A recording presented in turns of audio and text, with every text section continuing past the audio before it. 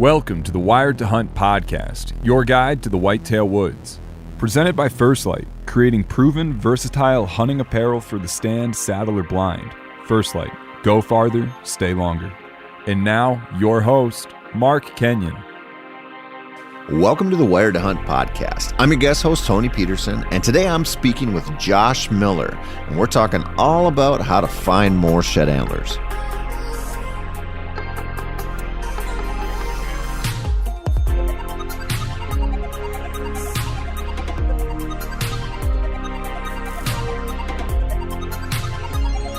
Hey guys, quickly want to give you an update. Mark Kenyon here. I'm not hosting the podcast today. Tony's got it. But I wanted to give you a quick update on my Working for Wildlife tour. Now, I mentioned this a couple weeks ago, and now I have the full scoop, the full details for you. Here's the cliff notes if you're not familiar. I am planning on heading out across the country this year to shine a spotlight on volunteer habitat improvement opportunities. There's all sorts of conservation organizations that put on these volunteer days, asking hunters and anglers to come out and volunteer their time to work on public lands and waters. Maybe that's cleaning up a stream. Maybe that is picking up trash. Maybe that's planting trees or moving invasive species. All kinds of stuff like that is going on, and I want to help encourage more of us to get out there and help out.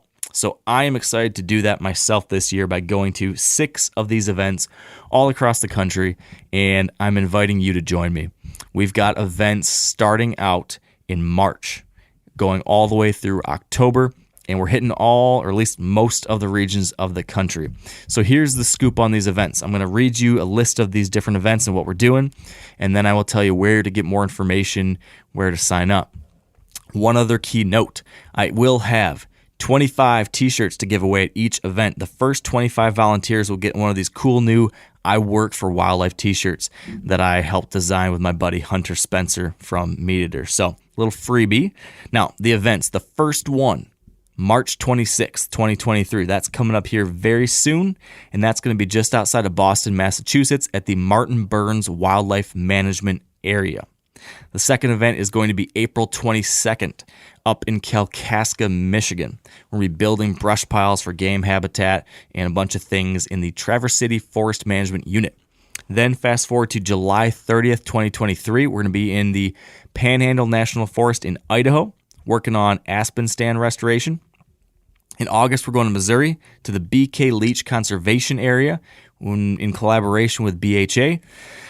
Then in September, we're going to Mississippi to the DeSoto National Forest.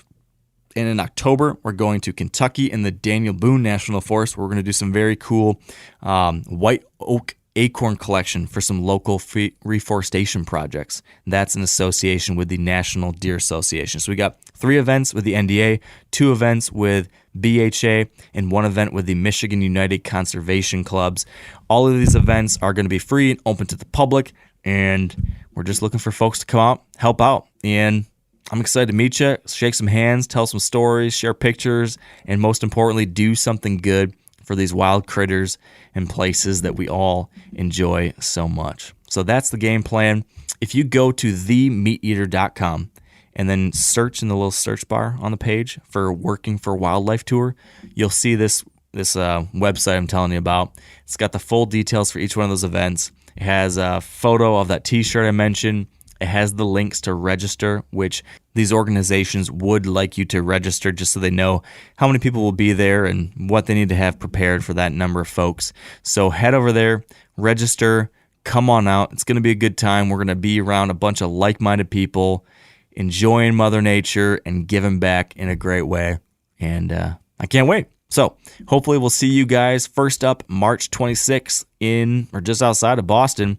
Sounds like a really cool wildlife management area that's been worked on over the years. It supports a lot of different bird species, including some less common ones in that area like American woodcock, ruffed grouse, blue-winged warblers, all sorts of good stuff. Pheasants even. So we're going to be doing some good work out there and having a good time.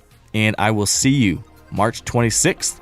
And now, back to the show with Tony Peterson in another episode of Wired to Hunt.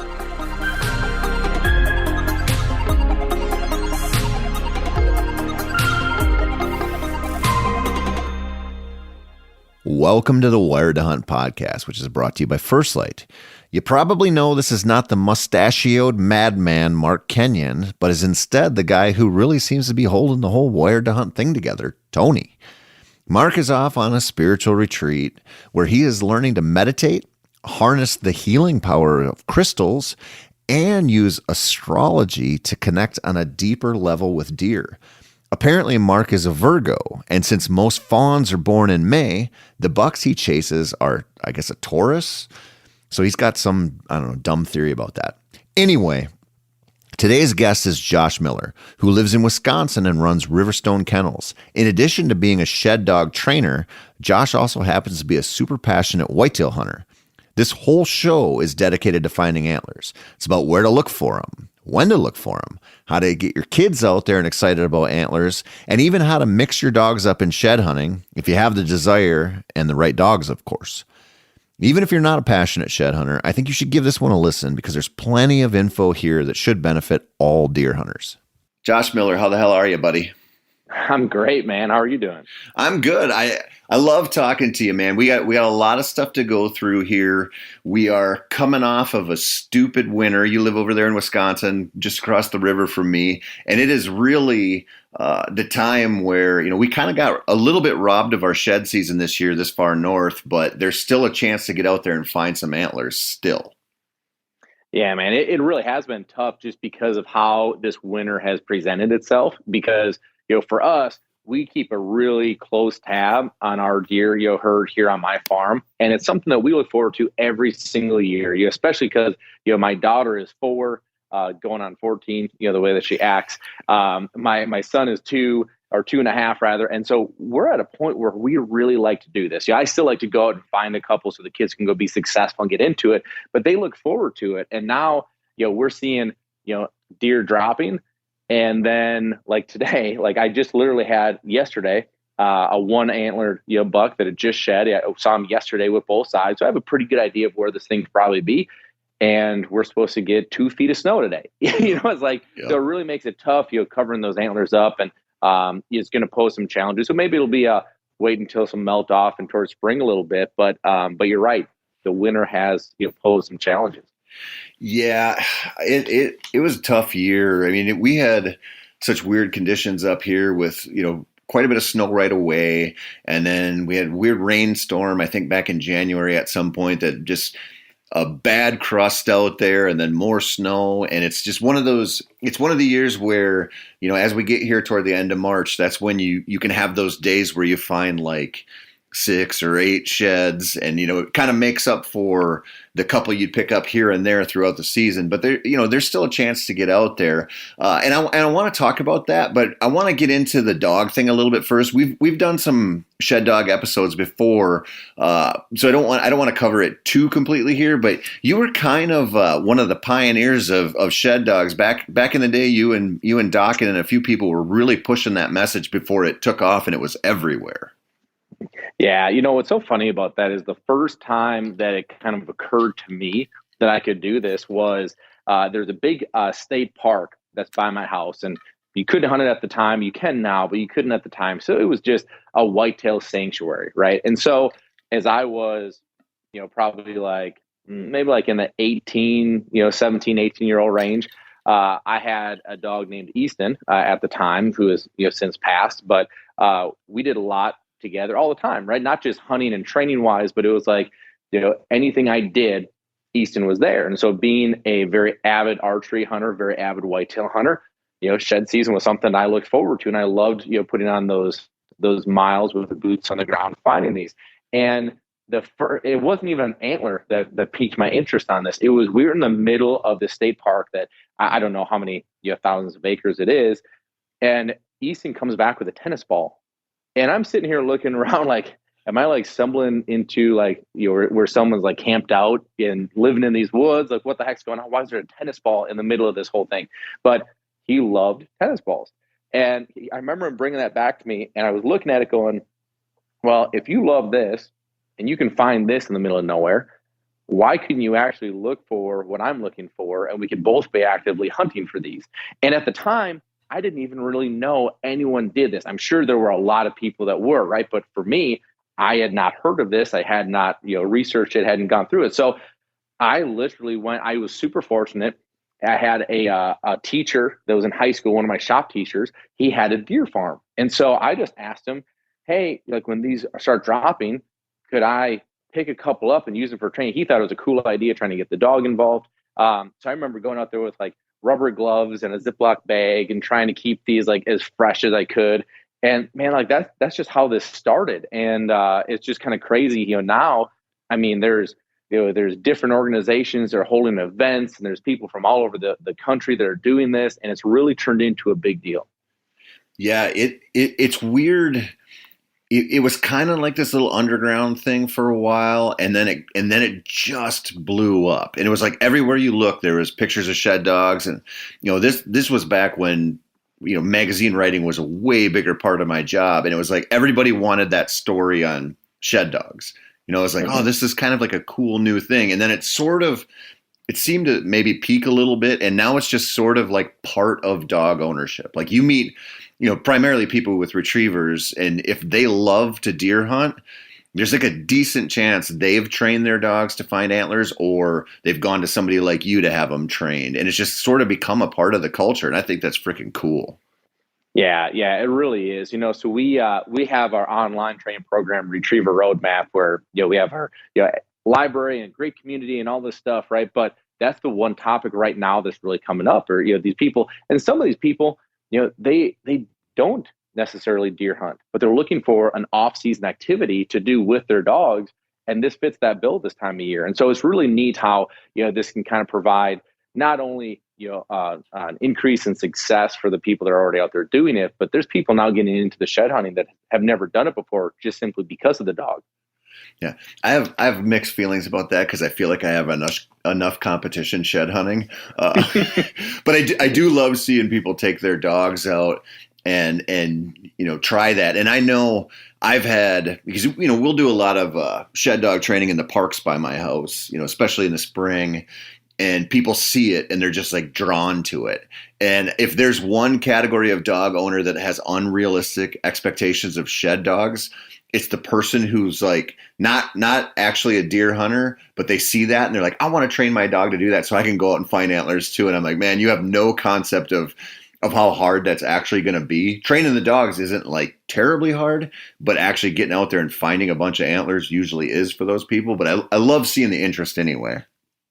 Oh man, no, that's spot on too, because that's one of the things that when we take dogs in for training for this, we're extremely selective in the people and dogs we take in for it, because there is this unrealistic expectation that, like, hey, my dog just got trained to do this, so let's go hit up the Walmart parking lot. We should find a few, and you know what I mean? Like, it's just like very unrealistic. And like what I always tell people is that if you're going to do this, like, it's not going to mean that you go from finding 3 a year to 83, right? Like you might go from finding 3 to maybe 5, like, a couple that you would have walked over. It's more about being out there with the dog, and you and the dog having another activity to look forward to.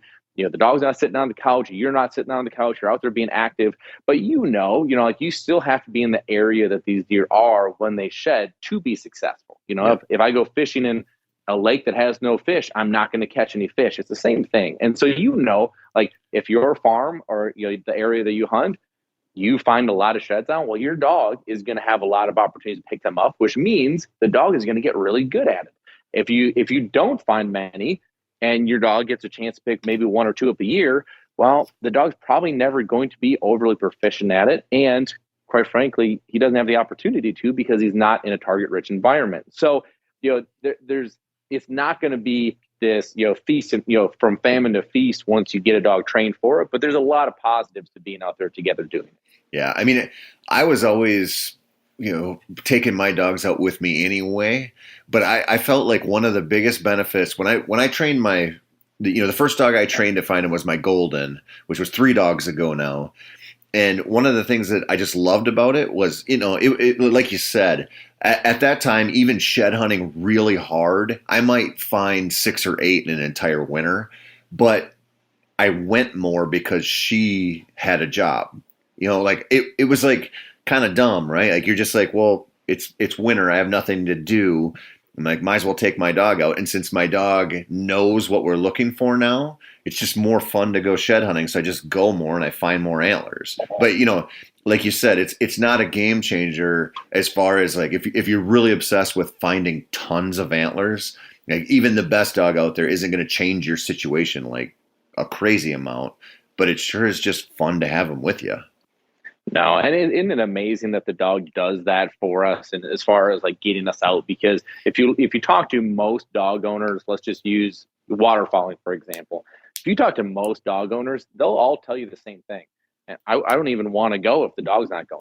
Yep. Right. And so it's so interesting how the dog and the relationship that we have with them, how it really does. It makes the experience that much richer for us to the point that we would say, we don't even want to go if they're not with. And so I think that's part of the reason why, going out and having them with us shed hunting, it just makes it more enjoyable. I mean, they're lighten our lives in so many different aspects.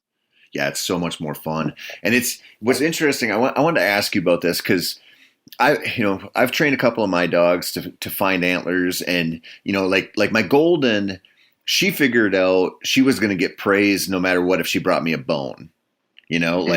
So she would bring me all kinds of bones, and sometimes antlers, sometimes not. My older dog that I have now, Luna, if she finds an antler, she'll bring it to me. She never brings me just a random bone. And I always think like when we're out there, because we do a lot of late season pheasant hunting, and sometimes, some of these states you can hunt through January. Or, we used to have that grouse season in Wisconsin that you could hunt through January, and we would find antlers doing that with the dogs. But when we were hunting with the dogs, it was like, they're not going to bring you an antler. Like, and I wanted to ask you that, like, do your dogs, if you're out hunting something and your dog's found an antler, would they bring it to you? Matt, maybe. Yeah. But the way I see it is like, okay, if you're hunting pheasants, like you're having that filet mignon, right? Like that's the epitome. That's what I'm here for. That jacks me up.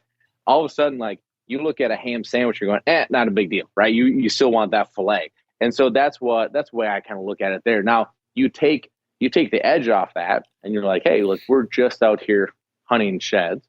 Now all of a sudden my keywords are different. My energy level is probably different, right? And so the dog feeds off that and goes, okay, this is what we're doing. But if you're shed hunting and you get into a patch of grouse or pheasants, like, the dog is going to kick into it, right? And all of a sudden, sheds aren't going to matter. Now I'm onto this, and then they're going to have to come off that. Like, that's that genetic side, right? Like, feathers and birds, like, that is ingrained in our dog's DNA, especially if you have, the right bloodlines. I mean, it's hard to turn that off, So it's never going to be, an equal, prey for them to go after, but you can still funnel that to where it's a very desirable object. Yeah. Yeah.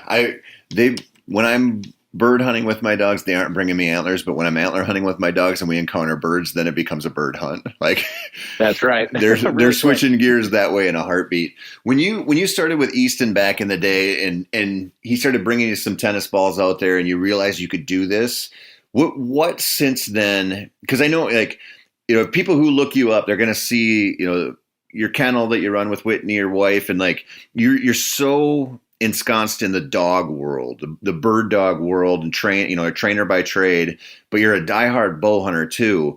Like, what did those dogs, when you went and started doing that, what did they teach you about antlers, like shed hunting, that you didn't know before? There had to be something that you picked up with after going out there with your dogs. So here's what's so interesting about being out there with like before and after. And this may have just come through, a natural progression of sorts as I grew up and got older and had more experience. But what I found is that when I was shed hunting before, you know how it is, like, you are glued to the ground. You're scan, and you're like on top of it, right? And man, like, when I have the dogs out there, what I find more is like, I'm finding new late season travel routes. I'm seeing, oh my gosh, like, I didn't realize this tree was on this edge that would work great for this wind.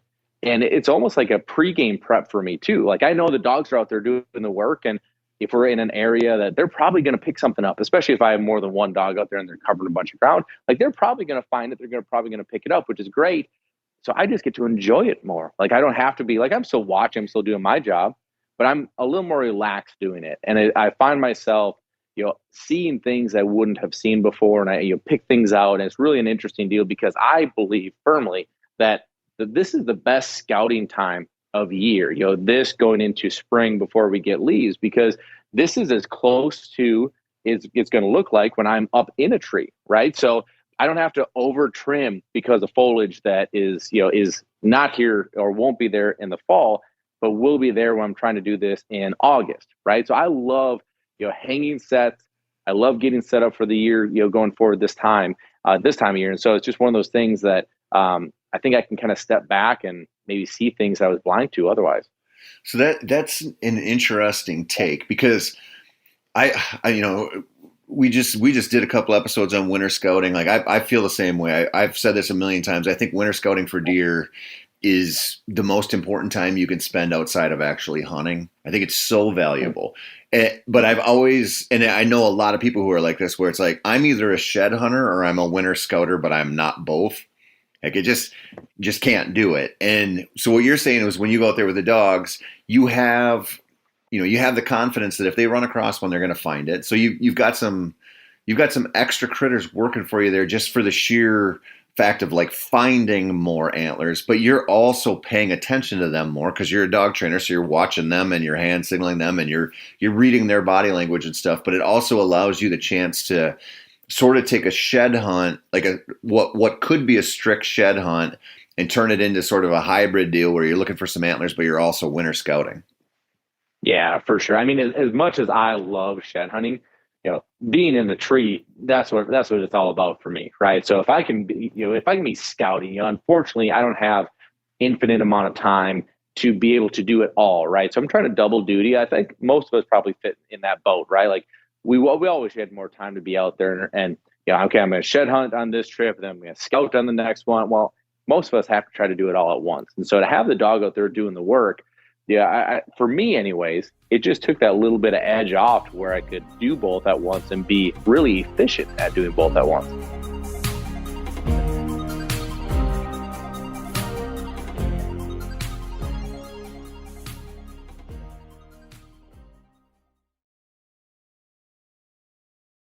One of the things that I think is really provides a really good lesson when you're out there with a shed dog is they will find antlers close to you that you cannot see. And 100%. I just think, I talked to an uncle of mine one time, and they have horses, and he was always finding antlers. And he lives way up by Ely, so it's not like he's in a part of the country that has a ton of deer. He's up in the North Country where it's like real low density. And I'm like, how the hell do you find as many antlers as you do? And he's like, we ride horses around. We're looking down on them. And it's so dumb, but you think about that and you go, man, that perspective, that's a totally different way to look at it, And when you're out there with a dog and you think, man, I'm a real badass shed hunter, I'm not going to miss one. And then you look over, and especially if you're in some kind of sawgrass or swamp or something, and your dog is digging away in that yellow grass and picks one up, it's like, man, you might not find that antler even if you step on it.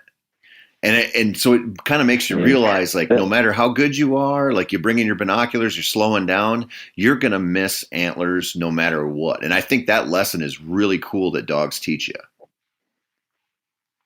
And the number of times that one of my dogs, I've all of a sudden just heard bone on teeth, and I'm going, I look behind, like, I don't know how close I had to have stepped on that thing, but it was close, right? And I missed it. So those are the times you go, oh my gosh, like having the dog here really made that happen. But none of us are as good as we think we are. It's just the truth of it. I don't know, dude. I met some people in the hunting industry who think they're pretty good, man. I've met some dog trainers like that too, actually. But it is true. And it's a good reminder, I think, and you don't need, you don't have to train a shed dog to teach you this, but man, if you know how it is, like if you have that bedding area or you have that area off of the good food source in the winter where you're like, there's antlers there. Like the deer have been there. I know they're going to be there. You think about, you walk a route through there and you go, all right, I'm coming back here in a week or 2 weeks or 3 weeks or whatever. I'm going to walk a different route. I mean, even 2 days later sometimes, and you just walk it in reverse, or you walk it when it's super sunny one day and there's shadows out, and the next time you walk it, it's that nice overcast day where there's no shadows. It's just like, the more you're out there doing that, the more you realize like how easy it is to walk right by those antlers. Mm-hmm. No question. You know, and I think that's a good lesson for a lot of people who are, kind of like we talked about with the dog owner who's like, oh, I'm going to train my poodle to go out and find shed antlers because this guy's doing it with a lab and I don't really understand what's going on. Like when you think about, if you're shed hunting public land or, some of these parks or whatever where there's high pressure, like there's a lot of people in there looking, it can feel like a lost cause. But when you know that you've walked right by antlers that are 6 feet away from you and you come back the other way and there they are, other people are doing the same thing. And so I always kind of take a little hope in that. I live in the suburbs of the Twin Cities, so I don't have a place to shed hunt that doesn't have quite a few people shed hunting it. But I find antlers every year. And it just like gives me a little bit of hope. And it's something you learn with dogs, and it's something you learn just by burning, some boot leather and getting out there. Mm-hmm. Yeah, no question. Yeah, it's all about getting out there, right? It's all about putting those miles on and taking those walks. And I mean, even on some of the private farms, that we've been on, there's always going to be ones we miss. There's always going to be, those deer that are holding later than others. And for me, that's what kind of keeps it exciting, right? Like I want to go back out and recheck an area, especially if it's a farm that I have, a bunch of eyes on. I'm still running cameras. I know that there's a certain deer, specific deer, especially if there's deer that I let walk. I love that because it feels like I'm now growing up with this deer. I saw him at 2, saw him at 3, have sheds on both sides. Of course, that's the epitome, is to get a mature deer, 5, 6 years old, and go harvest that deer and have years of antlers. I haven't done that yet, but that's one of the goals I really, really want, is to have that growth. But that's kind of what keeps me going. It's like it's a grown up Easter egg hunt, right? Yep. Oh, big time. And I'm glad you said that you haven't done that yet, because I think it's very easy to assume that there's a lot of people out there who, even if you're naming deer and you have a really, really good place to hunt, whether you own it or it's permission or a lease or whatever, it is not that easy to go out and find a shed and then kill the owner of that shed next year or 2 years or 3 years. It's like it looks easy and probably more common because of how we're kind of fed stuff from the hunting industry, but it is really not that common out there. No, I actually know very few people that have actually done that. And I feel like I manage my farms really tightly. Like it's a very, Whitney would call it an obsession, and it probably is of sorts. But it's something I really, really get into. And every year when you let a deer walk, you're rolling the dice. Like you are gambling, because there's so many things that can happen. Neighbors, kill the deer, hit by a car, gets disease, doesn't make it through the winter. Like there's so many things that can go on. And it's so uncommon. And then, the way that these deer, move around, the reality is that on a piece of property, there are only so many mature deer that can call that property home, mature bucks, right? Because of how they act. And so you could have an older mature deer. This is where, taking deer that are of the right age. It may not be the caliber you want, but because of certain reasons, like that buck that is never going to get to where you want him to be could run off that young deer coming up to that. And then all of a sudden he's gone, right? So there's a lot of things that can happen on a year-to-year basis. And that's why I think it is so difficult to find those multiple years, get that deer to the age that you want them to, and harvest that deer. It's a goal of mine. I want nothing more to make that happen, but it just seems like every year when I think, oh, maybe this is it, something happens. Yeah. I have no place where that's even a possibility. I have one time in my life where I found an antler, and then 2 years later I killed that buck, and it was just I had no clue. I kind of forgot I'd even found that antler, and then I don't remember what I was doing, but I looked at it and I go, man, that's bladed up and everything, just like the buck that I killed this year, and then held it up there. And it was just one of those lucky deals that he stuck around. And I didn't match him up or anything. I didn't find the year after, but it's pretty cool when that happens. And the other thing about that, when you talk about that and like, oh, I want to kill a buck that's, 6.5 and I'd love to have match sets from, the last 4 years or whatever, even going out and finding a match set, unless they fall right next to each other, is really not that easy. No, it's not. Well, the other thing is, think about, so I've read articles now on how they'll find like coyote dens that have antlers all over in them. They love chewing on them. You're just like a dog, right? Like, yep. Just like our domestic dogs, right? And so something like that can even happen to where it doesn't even give you the opportunity to find both those. And you could walk your tail off. You're not going to find them, right? So it's just, there's so many things. Everything has to go so right for that to happen. But it still is one of those things that I sit and dream about, like, oh, I got to make this happen one year. I got to make this happen.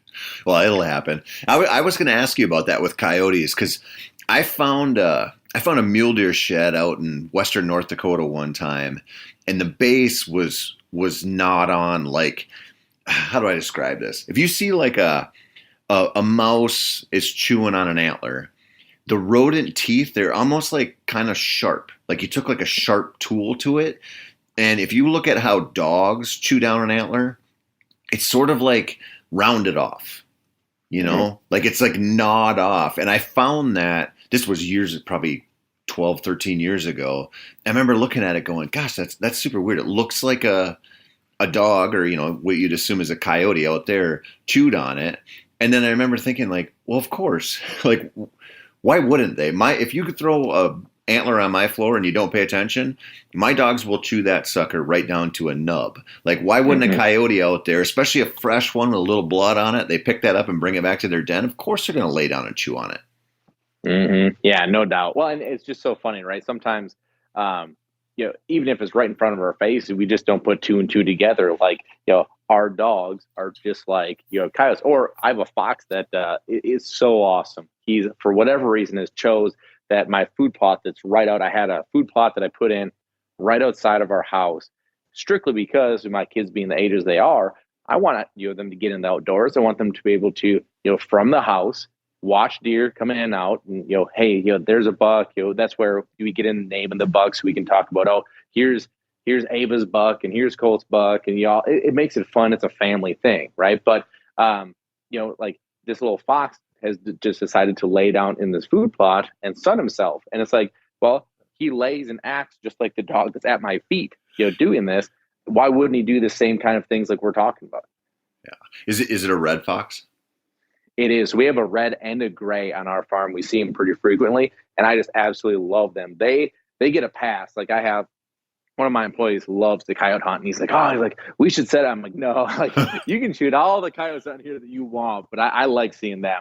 I know that they get into the turkey eggs and everything else that I don't want, but they just like their mannerisms, how they act, the way that they kind of use the edges and cover. They're just such a cool animal to watch. I just get a kick out of sitting here watching them. Yeah, I think fox are so cool. All right, do you think that fox set up shop there because the coyotes probably aren't going to hang super close to your house in the kennel, and that fox knows it? Well, what's interesting is that, just like you say, we don't see coyotes from the house. We just don't. But we'll see them all over, especially during turkey season. We see them all over the farm outside of that. And I can count on one hand the number of times that I've ever seen a coyote here. And so, you think about, that's the main predator that they're going to have to encounter. And if they can simply get away from it by getting close to where they're not, it makes sense, right? But that red fox, the gray fox, is every once in a while, he'll be there. But what's funny, to your point, so the kennel, my house, my kennel sit on two different parcels, so two different 40 acres of my farm. And the gray fox, always around the kennel. The red fox, always around the house. So, to your point, get where the coyotes aren't going to be. Yep. I think when you start paying attention to that stuff, so here in my neighborhood, in fact, I was out with my dogs, just a couple days ago, and I looked over and there was a red fox at the park sitting there watching us from the other side of the soccer field. We have when I moved here in 2006, I did a lot of wildlife photography in the parks around here, just because I had time. I was a magazine writer. Like I spent a lot of time watching animals and taking pictures of them, and we were covered in foxes here, red foxes. Mm-hmm.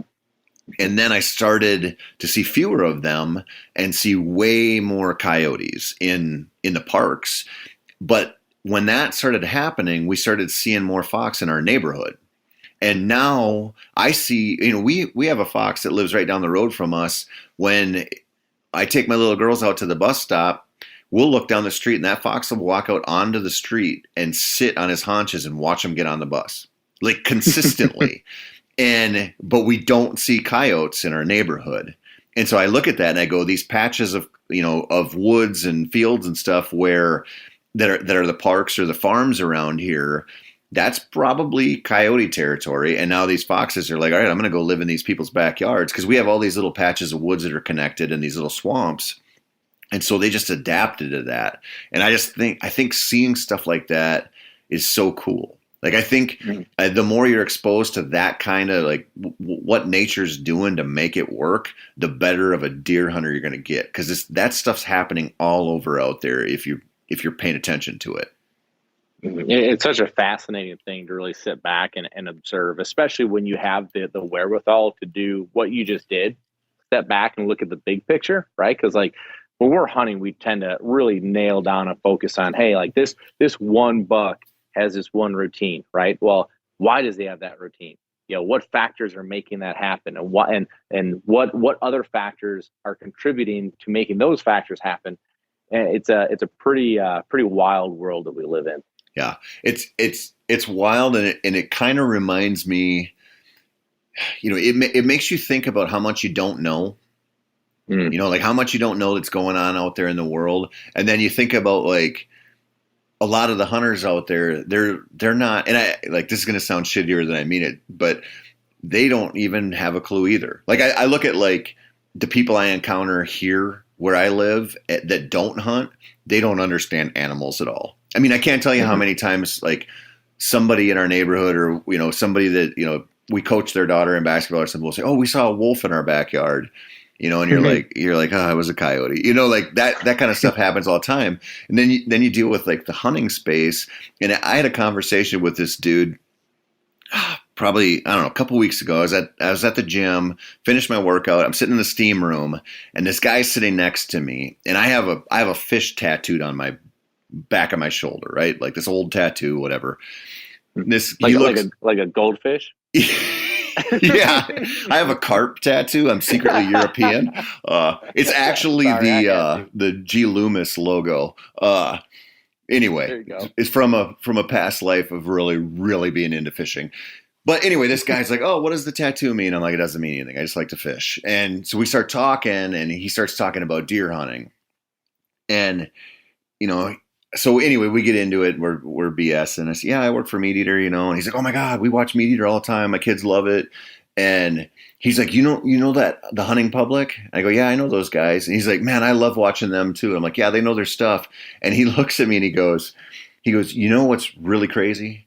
He's like, I've started going out now and watching where the deer come into the fields at night. And then we go sit there. And he's like, this deer scouting that those guys are talking about on the hunting public, like that's the real deal.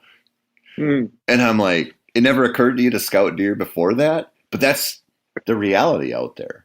Mm-hmm. You know what I mean? Like there's different worlds. Yeah. Well, what's so interesting to me too, is especially when it comes to whitetail, right? Because it just seems like, especially when you live where you and I live, everybody whitetail hunts, right? It seems to me like the people, like when I perk up and I'm like, I want to listen to this person.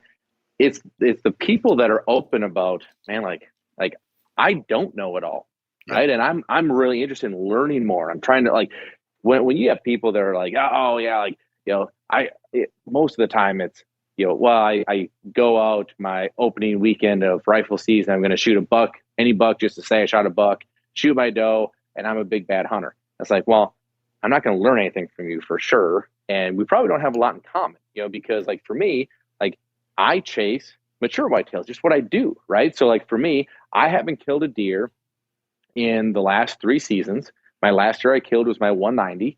And I had a deer that I was chasing this year that I know for a fact ended up scoring 179 because he was killed with a rifle after I couldn't seal the deal. But like that trips my trigger. It's the experience, it's the rush, it's the cat and mouse game.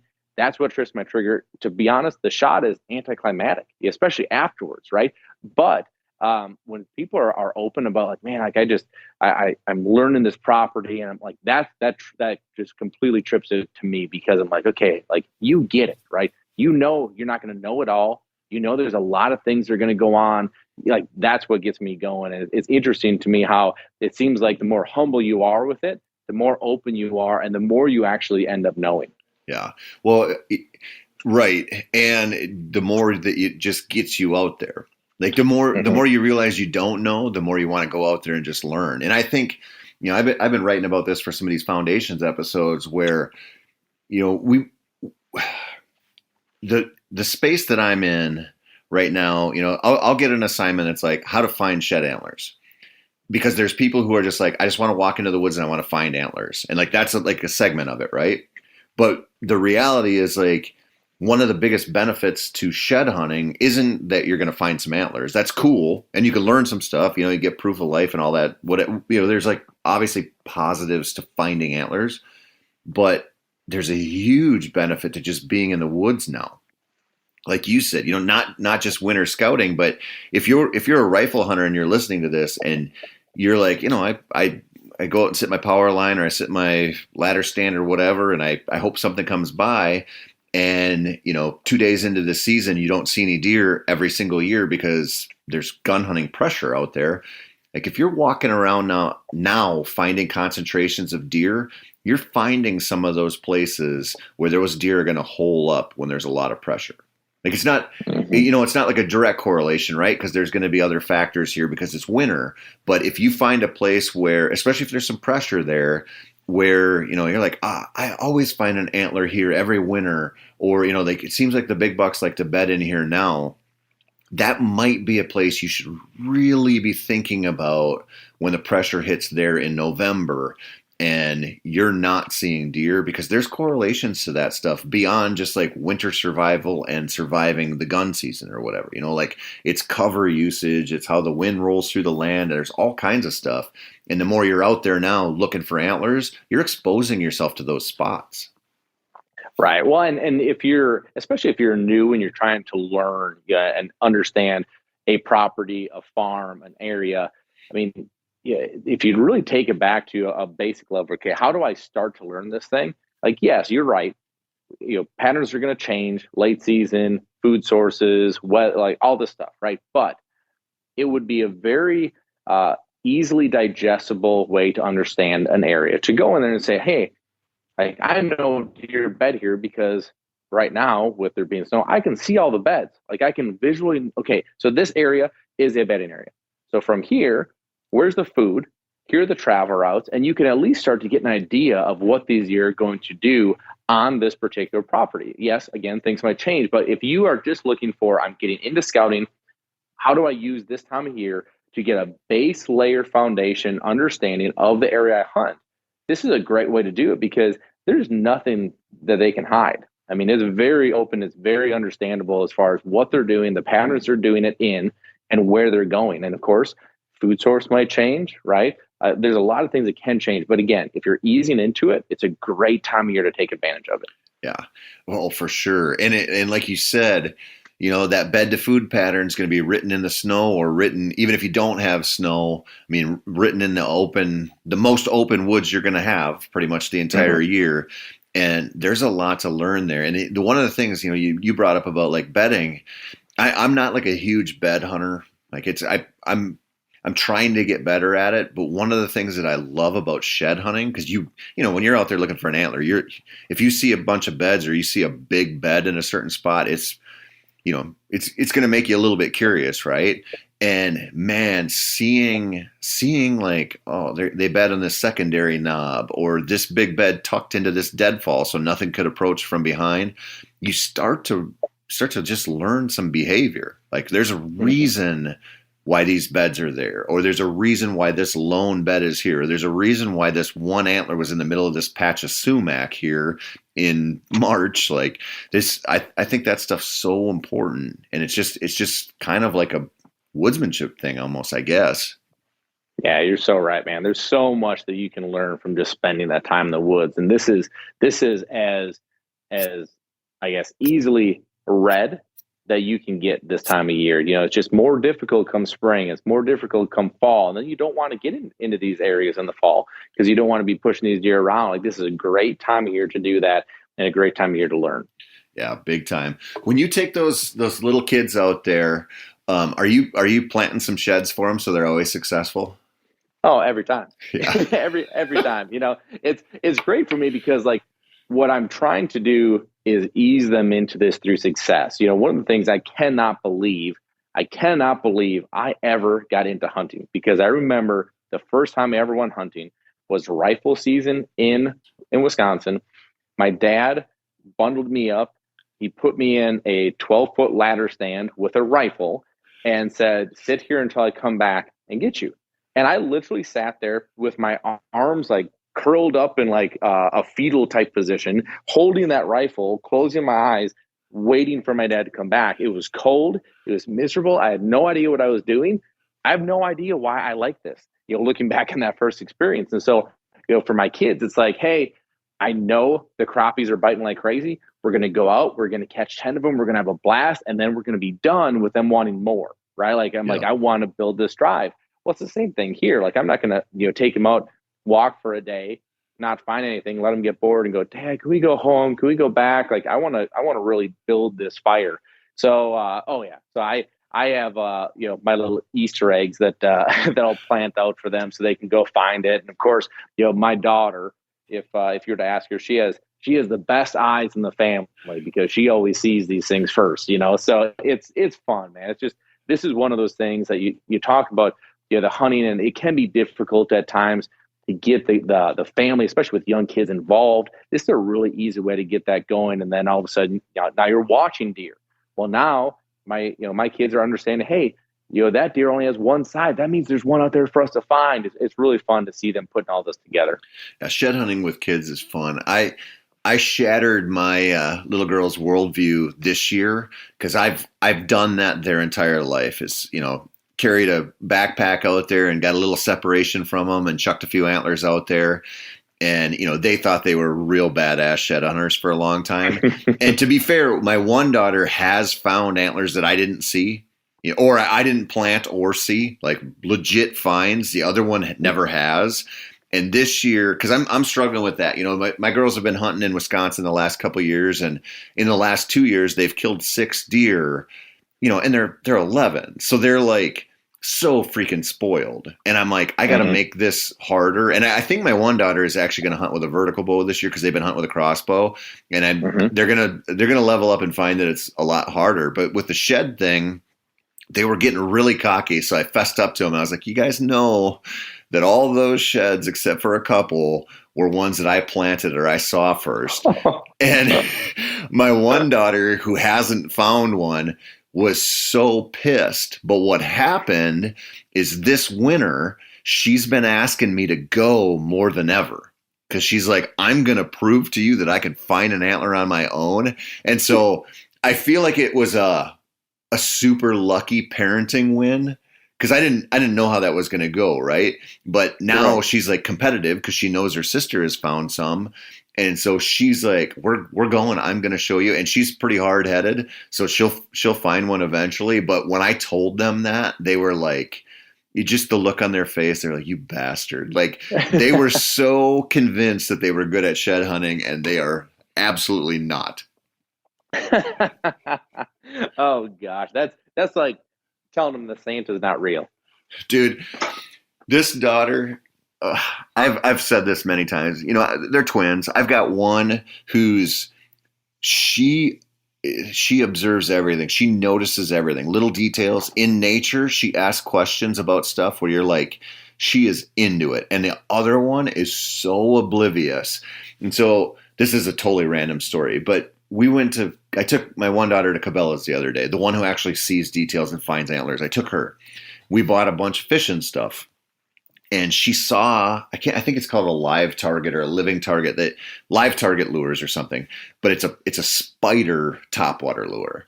So, like a grass frog or whatever, but it's a soft plastic, but it's a big tarantula looking spider. And she's infatuated with it. And I was like, should we buy it and see if we can catch a smallie on it? And she's like, yeah. So I bought it, and then we got home and I was like, we really should use this to prank your sister. Like, we should plant this somewhere and scare the shit out of her, right?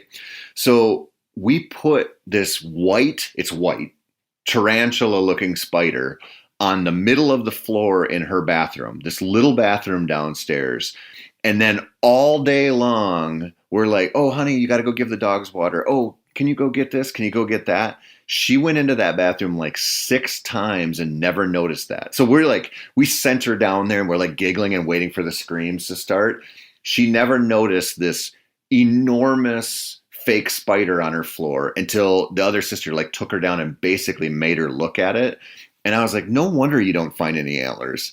Like, no wonder like you've never been out there and been like, oh, there's an antler over there. Like, you can't even see this on a wood floor that you've been 2 feet away from 6 times today. So disappointing. Oh, gosh. So, I'm a little more concerned with the reaction that you were hoping to get out of it. Well, I know it was a little bit mean, but once we started going with it, we're like, we got to see this through. And because that daughter, if a ladybug like lands near her, she freaks out. And so we knew it was going to be a good reaction. But it really actually wasn't, because we had to like put it right in her face, and it just didn't work out. But I was like, here in my head, I'm like, you're never going to be a good hunter. Like, I don't know how you're ever going to make it doing this. Like, she doesn't notice anything. But maybe this year, because maybe the stubbornness, the hard-headedness will see it through for her. But I just don't know. Oh, I'm sure it will.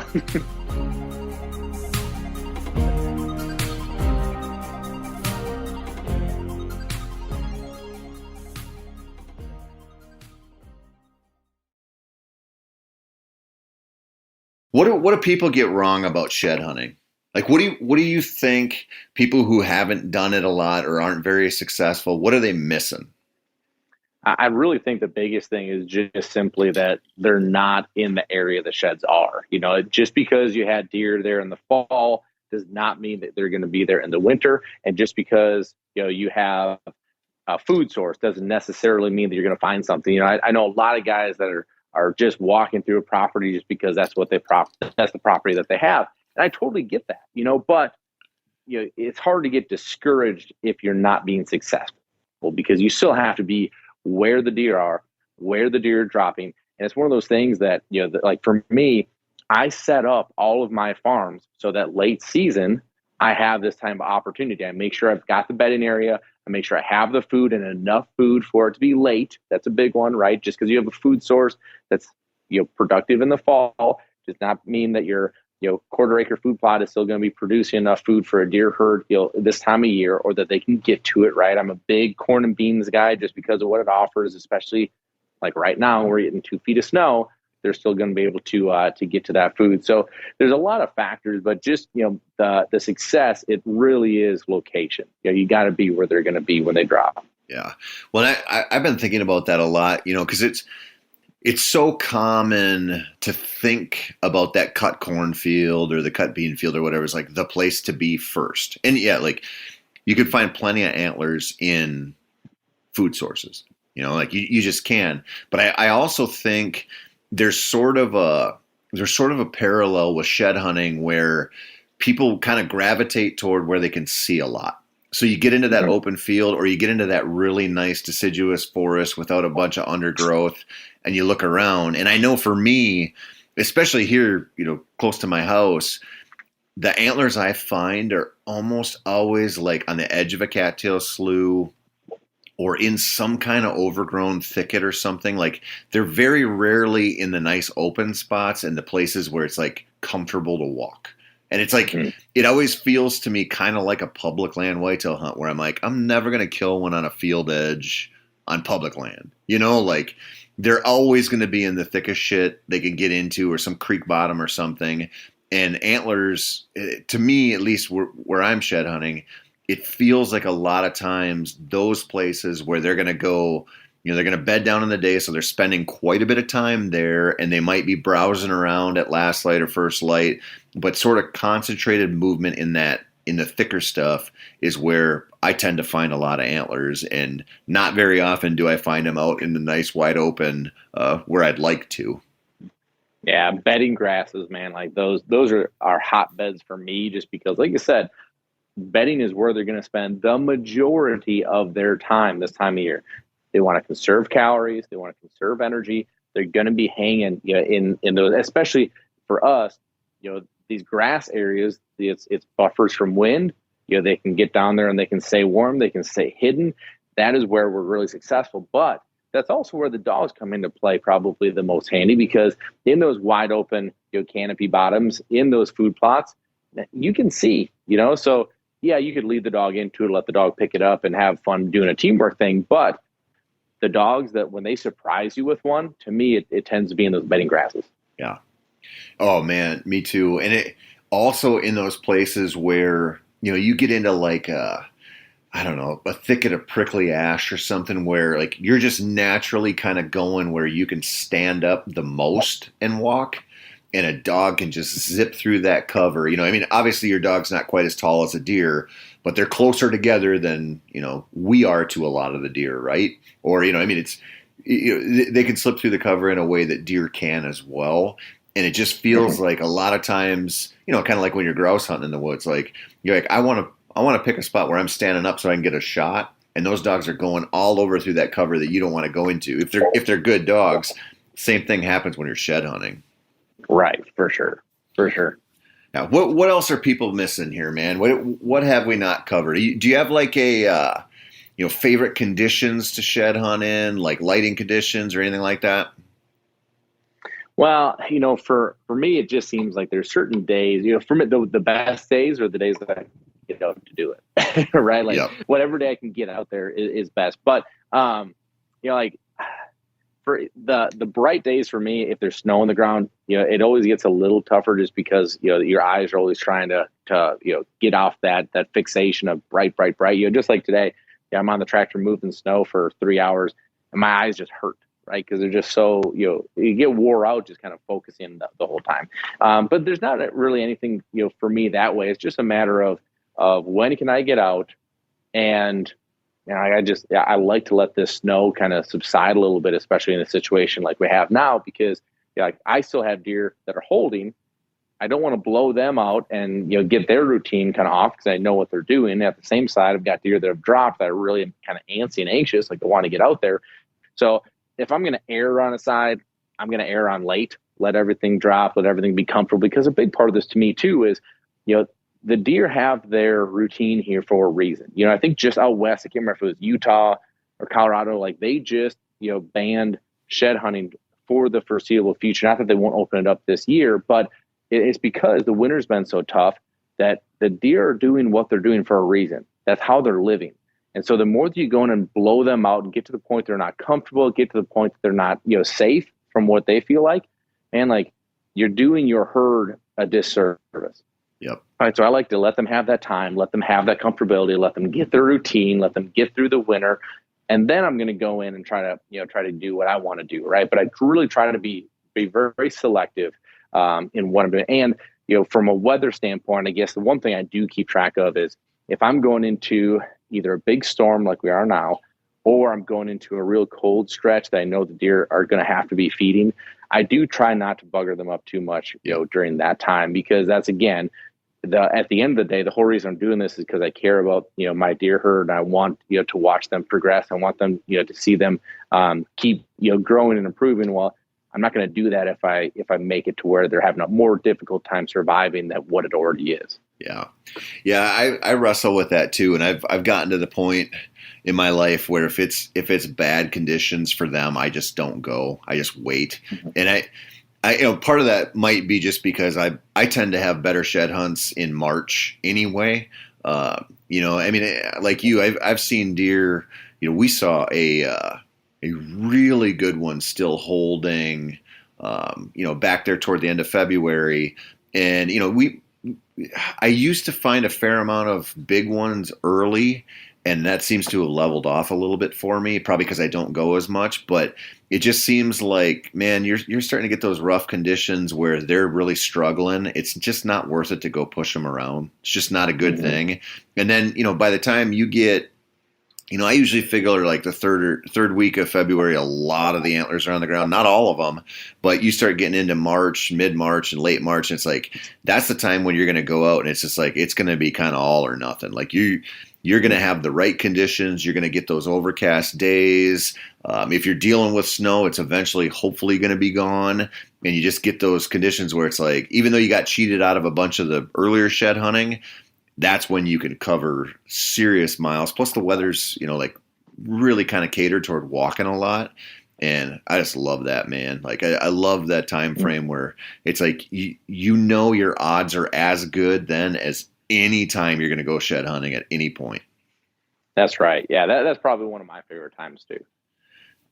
Let's wrap this up. Talk about dogs a little bit more. What do you tell people? Cause I know you probably get 7,000 emails and DMs a week on like, hey, I want a shed dog, but I don't want this dog, or I don't want that, or I don't want a high drive, or I don't want a low drive. What do you tell people generally if they're thinking about getting a dog for shed hunting? Yeah, it's a great question because, just like anything, you have to have the right dog. Just like a basketball coach, if a kid's going to be an all-star, he's got to be the right kid, right? Like even with the best coaching, the best facilities, the best everything, if they're not right, they don't have it, you're not going to go be successful with it. So, for us, retrieve drive is the number one thing because you think about it. So we talked about birds versus sheds earlier, right? So like birds, there's a lot of genetic DNA inside most of these dogs that say, hey, I want to do this. But that's a warm, smelling, moving, predator prey, type of situation bird versus a cold, hard, stationary, less than exciting antler that's laying on the ground. And so, just like going back to that first story with Easton of why he wanted that so bad was just simply because he had the retrieve drive, but I funneled it into a tennis ball because at the time they were cheap and easy to throw. And, cheap was a big deal for me when I was 17 years old. Like I needed anything that I could afford. And so it was tennis balls.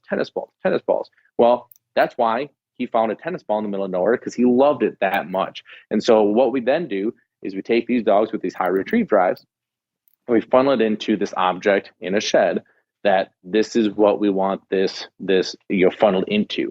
And the one question we always get is, can my dog be a bird dog and a shed hunting dog? And quite frankly, I think the best dogs tend to be both, right? Because it's like they get that natural side oozing out of them through the birds that's bred into them, that's there. And then you can just take this drive and this athleticism and this desire. And now it's like, all right, so here's this off-season, funnel that we're going to now go try to accomplish this. And so you can absolutely do it with both, but you have to get the right dog to start with. And that really all comes down to retrieve desire. So you get a non-retrieving breed, you're probably not going to be as successful at this. Of course, there's always exceptions to this rule. But if you're like, hey, I want to put the odds in my favor that I can go get a dog that is good at this, it's getting a very highly retrieve driven dog and breed. Yeah, and we should break that down a little bit because people might be listening to this and going, oh, I can just go get a golden retriever and it's going to be a shed dog because it's got retriever in the name. And it's like the level of retrieving desire you need in a dog and that you need to foster in a dog. I mean, it's got to be there naturally and you got to work to bring it out, but to get them to be excited enough about something that isn't a bird or isn't a ball, like it's not that easy. It's not as easy as it sounds. Like it's not inherent in them. And so you're talking about dogs that are really well bred. You're talking about dogs like the dogs you work with and you guys are breeding and a lot of them you're training. Those bloodlines are super legit.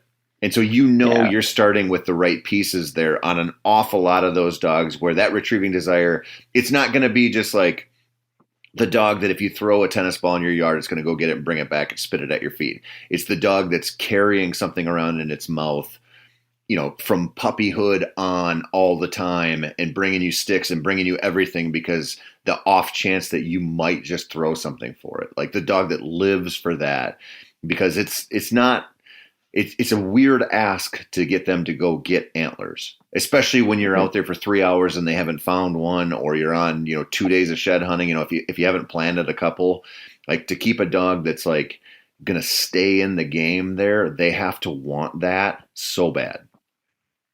Yeah, you're right. Just simply being a retrieving breed doesn't necessarily cut it in this case, because if they don't have that extra level, everything you're talking about, right? Like the natural want to have something in my mouth, whether that's a slipper, whether that's a shoe, whether that's a sock, whether that's like these dogs. Yeah, and the thing is that I always think is funny is that a lot of times people pick up a 7-8 week old puppy, bring them home, be like, oh, we're training on retrieving. It's like, well, if the puppy was bred to retrieve, the only reason you bring home a 8-week-old puppy and throw a retrieve forward is to validate to yourself that you did indeed buy a retriever. Like that's bred into them. When you throw something, they'll go get it, not because they've been taught to do it, but because something inside of them says, this is what I'm supposed to do. Right. And that is something that, quite frankly, not every breed, like just because someone is breeding dogs doesn't mean that they have a true knowledge or a true intent of why they are doing it. And so I think it's even more important. Like if this is your number one goal, to have a shed hunting dog, I think it is even more imperative that you take your time and get a very well-bred dog that has a natural mouth and natural retrieve in mind that you can funnel to this. Because if they're not going to have it, like if they don't want to do it, you're not going to teach them to want to do it. They have to have that from the get-go. Yeah. And there's kind of a misperception out there. And I know you've dealt with this a lot because you specialize in British labs, and there's the stereotypes around them. And there's the stereotypes around the American labs. And the reality is like people look at it and go, well, I don't want a high drive dog, but I want a dog to do this and do that and do this and do that. And they're like, well, I want the calm dog at home and the dog that's going to be nuts in the pheasant field or never stop looking for antlers the minute we get out of the truck. It's like you kind of don't understand what you're asking there. Like if you want that high retrieving desire, you're going to have somewhat of a high drive dog. Like they just you can't divorce the two, and you're not going to get this magical dog that just comes out of the package and it's a sloth at home and this fiery beast out in the field. Like it's not really how it shakes out with real dogs. Yeah, well, the other thing too is that I think that we have now titled quote unquote drive in a way that we can manipulate that meaning to what fits us, right? So what I mean by that is that you have a dog that is in a duck blind and is sitting there and the whole time just sitting there whining, all jacked up. Like people go, oh, he's just so driven. Well, like I'm literally looking at right now 1, 2, 3, 4, 5, 6, 7 master hunter retriever champions. They have all the talent in the world. I don't think you've heard a single peep out of them in the background. They won't make a single noise. They have all the drive in the world. They have all the desire to go do this, but they're under control, right? Like, so there's a difference there in drive and control. And so, like you're right. Like the hard part is like, you can't be like, well, I want a vehicle that's a Lamborghini when I want a Lamborghini, and a Super Duty when I want a Super Duty, and a school bus when I want a school. Like, like you really have to be honest with yourself. Okay, what do I want? What do I need? And then from there, it's all about finding the right breeder. If you can find the right breeder that can connect those dots for you, someone that you can trust, you will get that right dog. Yeah. But it does take that. You're not going to open up the newspaper and say, hey, Farmer John had a litter of puppies and selling them for $100 each. Like, you could, don't get me wrong, you could, but again, we're talking about how do you put the odds in your favor? That's not how you do it. Yeah, I wish we could talk about this for another 7 hours, or Meat Eater would just let me do a freaking dog podcast, but they won't. But I want, but anybody who's listening to this wants to tell them they should wants to let Meat Eater know that we should have a dog podcast. Please reach out to them and tell them. What I want to say on that is there's this kind of idea that you're talking about, right? Like, if you want that component, if you want that high retrieving desire, there's a way to get it, and it's going to be in the bloodlines and the pedigrees. Like that's it. Like you could get lucky and come across it, but you're not consistently going to get that in any other way. Like, you have to know that. And people get hesitant on that. And I get it. You know, not everybody's looking for a dog to do the same things you and I are. But when you look at a dog that has been bred to retrieve, like, that's really going to be one that's like, I'm going to go get that bumper 5,000 times in a row. If you throw it 5,000 times, a lot of people look at that as a negative, but I look at it, not being a professional trainer like you, I go, man, there's my dog's reward its entire life. And if I know what my dog's reward is, I know how to train my dog to do all kinds of stuff that benefits me as a bird hunter, as a shed hunter, as somebody who just wants control of my dog in different environments, at home, in parks, whatever. That aspect of retrievers, like the high drive, high retrieving desire thing, that is so fun to work with, and can actually, even though it sounds like it's a pain in the ass, can actually make the process of developing a dog so much easier.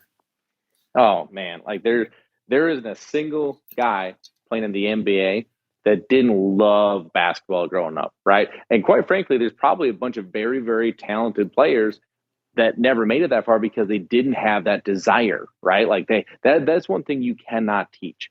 And so, the desire is such a big piece of this that, and it's something that, again, I go back to the breeding because that's what it's all about. Like, you have to get with the breeder that truly has a why. Like, why are they doing this? And why are they breeding the dogs that they have? Like, I truly believe most breeders out there are breeding the dogs that they're breeding because those are the dogs that they have, right? And they can make a sales pitch around it all that they want, but that's why they're breeding those dogs. And so it's like, for me, like, I want to find a breeder that is doing things for a reason, that has a process, that's being selective, because if they've done all that work for me, now it's way less for me to have to do. Now I can just trust what they're doing. They are on the same wavelength as I am, same thought process. They know what I'm looking for. I trust them. I'm going to get the right dog. Once you have the right dog, it is all about the situations that you put that dog into. So yeah, it's on you from there. But if you have the right dog, it's going to be possible. If you don't, it's just not. I don't care how much time you put into it. I don't know how much, don't care how much time or how much work you put into it. It's never going to work out like what you want if the dog doesn't want to go do it. Big time. If you want a good way to sort of guide you on this a little bit, you think about the average dog buying process. If you go look up whatever, you want a black lab, you want a yellow lab, whatever, I don't care what color it is. You want a lab. And you're like, you could go find that. You could find litters of labs everywhere. But when you start talking to breeders, if you're the only one asking questions, if they're like, we'll sell you this dog because we got a litter coming up, and they don't ask you, like, what are you going to do with it? What's your experience with dogs? Like, do you pheasant hunt? Do you grouse hunt? What do you do? You're probably not talking to somebody who's breeding a dog for high drive and sort of specific standards that way. But if you go to somebody and you're like, hey, I want to buy one of your dogs, and they're like, okay, I got a bunch of questions for you, then you might start to be on the right track, because those are people who don't want to place a dog that's been bred really well for certain tasks with somebody who's not going to let that dog do that and encourage that. That's right. That's probably the number one piece of feedback that I get when people go through our puppy process and get a puppy from us is, oh my gosh, you guys were so thorough. And when they ever followed it up with, how do you go about that, or why do you go about that? The way I say it is, look, I am all about, my customer experience. I know it's weird to kind of say, from a dog standpoint, because we don't look at these puppies as, products, right? But the reality is I run my business like a business, not as a hobby. And so when I look at that, I go, okay, my customer experience is all about them getting the right dog, right? Like, if I get the wrong dog, it doesn't matter how well it's bred. It doesn't matter how healthy it is. It doesn't matter. Like, if it's not the right fit, like, the dog could be great, the people could be great, but just not the right fit for each other, the customer experience is not going to be a positive one. And so that's why we are so over the top and so thorough on that process, because I feel like that's our job, in this. And of course, you could always find a situation where it doesn't work out, but it's amazing how often we get an email, a year later going, I cannot believe you picked the absolute right dog for us. Well, it wasn't by accident. Yep. I love it, buddy. Where can people find you out there? Because everybody listening to this wants a puppy now. So where can they go? Right. So Riverstone Kennels, you can find us either on the web, www.riverstonekennels.com. Find us on Facebook, on Instagram. We do a lot on there. You can also find us on YouTube, as we're doing more content on there, showing our hunts, showing some of the day-to-day with the training. And if anyone's out there looking to train their own dog, www.retrieverroadmap.com is a huge video library that I've put together over years and years and years. And it's all about giving you a lot of different options of how to train your dog at home to be successful. And what's so cool about that is a community that's kind of come from that of, people are getting together training, people are helping each other out with different situations. It's really, really a neat thing. So that is Retriever Roadmap. Awesome. Love it, buddy. Thank you so much for coming on, man. You bet, pal. Anytime. You guys have a great rest of the winter, and go find some more sheds with those girls. We will, buddy. That's it for this week, folks. Be sure to tune in next week for some more whitetail goodness. This has been the Wired to Hunt podcast. I'm your guest host, Tony Peterson. As always, thank you so much for listening. And if you're looking for more whitetail content, you can head on over to our YouTube channel to check out our weekly how-to content, or you can go to themeateater.com/wired and read articles by Mark, myself, Alex Gilstrom, Bo Martonic, a whole bunch of absolute whitetail killers.